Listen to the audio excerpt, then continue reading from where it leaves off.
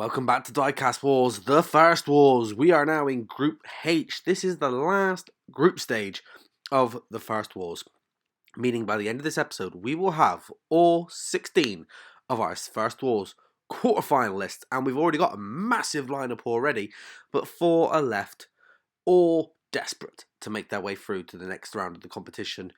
It's going to be a hard round of 16, to be fair. It's going to be hard all the way up until the final. So let's take a look at the last 4 drivers who are yet to qualify for the quarterfinals. John Receiver in the 2013 Ford Mustang Boss 302.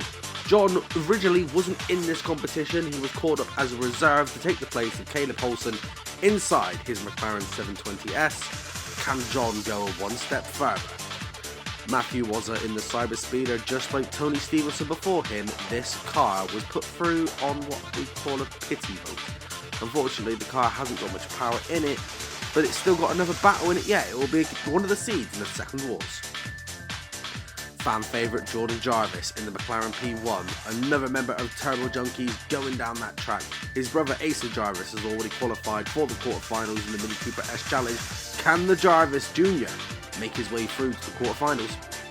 And then last but not least, it's Alex Grant representing Wales in the BMW M3 GT2, coming second in the Series 5 of Warside before it closed down. Has he got what it takes to go that one step further and actually claim Diecast glory? First round of the last group, it's Jordan Jarvis versus John Receiver. Interesting battle this is going to be. John's Mustang is fast, however, Jordan Jarvis' McLaren just as fast. Well, only 2 spots are available, and both of these drivers are going to want in. John Receiver with the better jump. Jordan trailing. It's 1-0 to John Receiver. Let's take a look at that jump. Look at that, beautifully done. And remember, if you take that corner perfectly, the car does seem to get a bit of a speed boost. So maybe that's what Jordan and John are both going to be banking on to get them through to the next stage of the competition. Jordan Jarvis with the better launch, but John Receiver with the overtake on the jump. It's 2-0 to John. So Jordan can only walk away with a draw now, but that means John Receiver, all he's got to do is cross the line for a full 3 points. Remember, every leg does count because it goes towards the final table at the end. And for every leg you win, we give you a point on the ranking system. You can find it on the Facebook page. You can't find it anywhere else. On now leg 3 and John Receiver out in front. Jordan Jarvis trying to get round, and it's 3-0 for John Receiver. 3 points on the board for that Mustang. Jordan Jarvis trailing already. Is that McLaren going to see the end of its days, or is it still got battles left in it? I think it's still got battles left in it. I love that McLaren P1. I've always said it's a future champion in the making, but is it going to be the first champion of the first Diecast Wars? Well, it comes to an end there. It's not an obstruction because the Mustang did go over on its roof on the corner. So it will be 3-0 to John Receiver. It's unlucky there on Jordan. Once again, the iPhone 14 Pro Max capturing the moment. John Receiver with 3 points. Anyway, moving on now to the second part of round 1. It's Alex Grant versus Matthew Wazza. Do we just give Alex the 3 points now? No disrespect, but that Cyber Speeder hasn't really got power in it unless Matthew Wazza's done something. He's got the better launch, but there we go. Alex Grant out in front with the overtake. It's 1-0 to the BMW. Let's just give him the 3 points now, shall we? Because that Cyber Speeder only got through the qualies on pity. While it might make it to the line, it's not like the speed was it. The speed is what's crucial on this channel. Speed, control, style, and reputation. Does reputation really count? I'd say it does. Anyway, on now with leg 2. Alex Grant out in front. Matthew Wazza spinning it. It's 2-0 to Alex Grant. Like I said, we're just giving the 3 points now. Because I love Wazza. I love him to pieces. But unfortunately, it's that car just lets him down. It was bought because you know what, it's Matthew's style, but unfortunately it's just not done well, and it's such a shame. Maybe one day we'll have a track where it can do well. But Alex Grant 3-0, 3 points on the board, but can he go for a clean sweep? That's the question. John Receiver tried in the last part of round 1. But can Alex Grant now take the top spot? If he gets a clean sweep, we'll see. Anyway, off we go over the jump. Alex out in front, Wazza just fails it. Alex gonna do it. There's the clean sweep, it's 4-0. 3 points on the board. 4 points for legs on the ranking system. So Alex will have 7 points forward so far for the ranking system. But there's no rest for Matthew Wazza. The humiliation must continue because he's now up against the McLaren P1. I would be shocked if that McLaren P1 lost to Matthew. I really would. You've seen it. That car is just not performing. And with the better launch, the McLaren P1 is surely got to be the favourite. Dink played a bit of pinball is Jordan Jarvis. Look at this, round the corner perfectly. And bink and across the line. Bit of pinball. On now with leg 2. Pinball Warrior Tournament. Could that be a thing? How would we go about a Pinball Warrior Tournament? Answer in the comments below. Anyway, Jordan Jarvis with the beautiful overtake. Wazza with the re-overtake. Really got a chance to take the line, but didn't. That car's just not got the power. It's such a shame. Look at this. Jordan managed to get the overtake on the corner, loses control on the home stretch. Wazza gets past. But unfortunately, it's just not enough to keep that momentum going. Still sits at 1-0 to that McLaren. On now with leg 3. Wazza still somehow has a chance to do this. No, he doesn't. And it's going to be 2-0 to Jordan Jarvis. The 3 points are being awarded instantly because it's going to, well, even if Wazza was going to go down the next lap, he couldn't even bring it back. And with that, Wazza is officially out of the first Diecast Wars. He's still got one race to go yet, but he cannot physically qualify for the quarterfinals. What a shame. But maybe it's time for a new car, Wazza. Let me know before I start the second Diecast Wars if you're watching still. We can sort something. Jordan Jarvis, 3-0. 3 points on the board, 3 points on the ranking system. That's what you've got to think of. The ranking system, it helps us decide future things. More to be explained at a later time. Just make sure you're part of the Facebook page. Anyway, so next part of round 2, it's John Receiver versus Alex Grant. Here we go, clash of the Titans. Both of these boys currently have 3 points equal sitting on the table, so it'll be a real boost to one of them. Whoever wins this race, or a draw. John Receiver ends up on his roof and pushes Alex off the track to stop him from getting a point. Look at that. Despite being on his roof, John Receiver, tactical play. Alex stays on his wheels though. Remember, if both drivers end up off their wheels, the race is abandoned. And then whatever the result is at the time of abandonment goes. So that would have ended as a draw. Alex sitting alone up in the ground. He's off.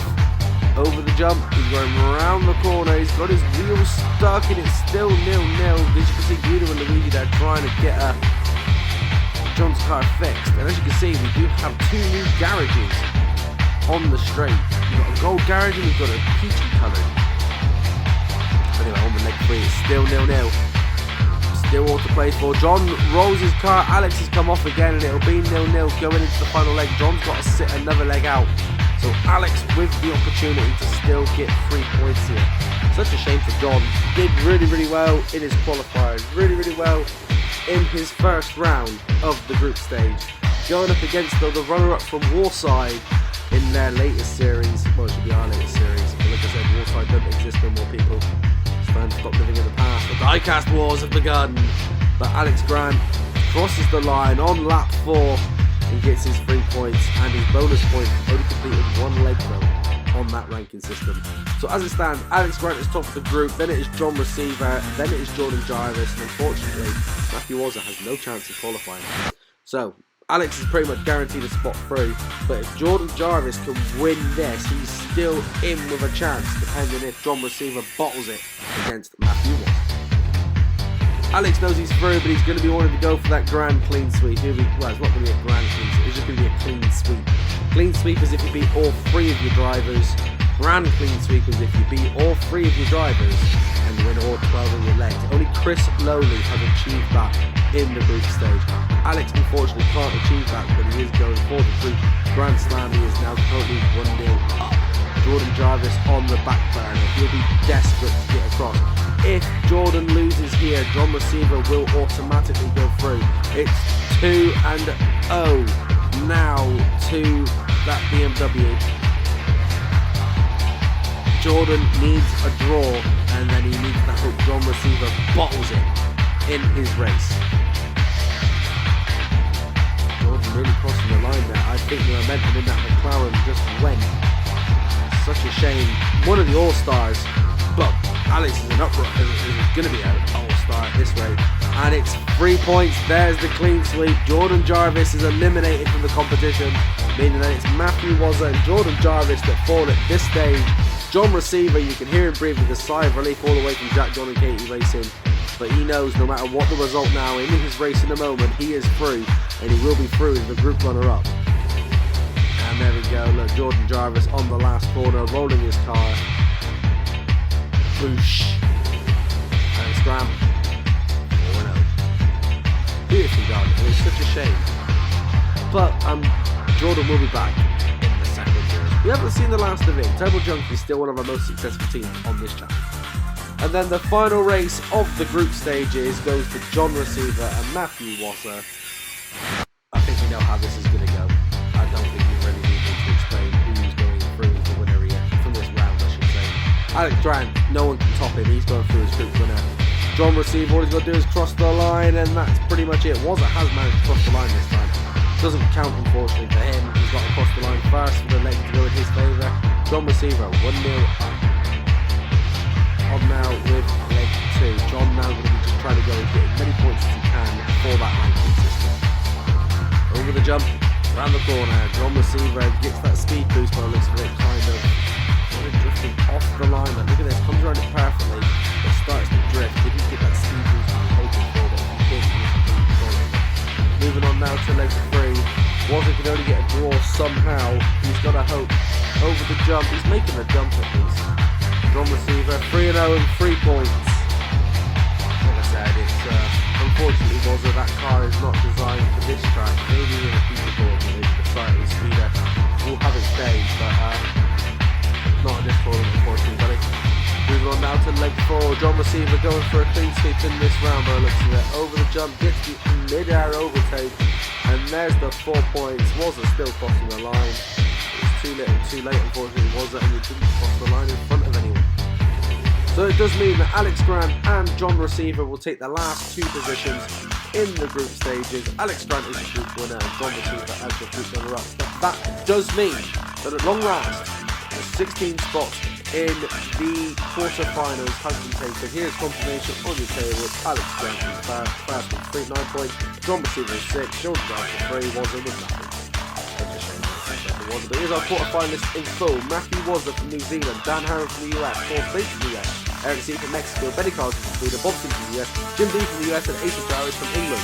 Then we also have Glenn Harding from the US, Charles Goodjohn from England, Chris Loney from Thailand, Simon Harvey from Canada, Chris Honeyfield from Australia, Jessica Carr from England, John Receiver from the USA, and Alex Grant from Wales, with them last 2 in the wrong order, but that's me trying to keep up. But that is all we have time for. In the meantime, before our next episode, go and check these other channels out. I do highly recommend them.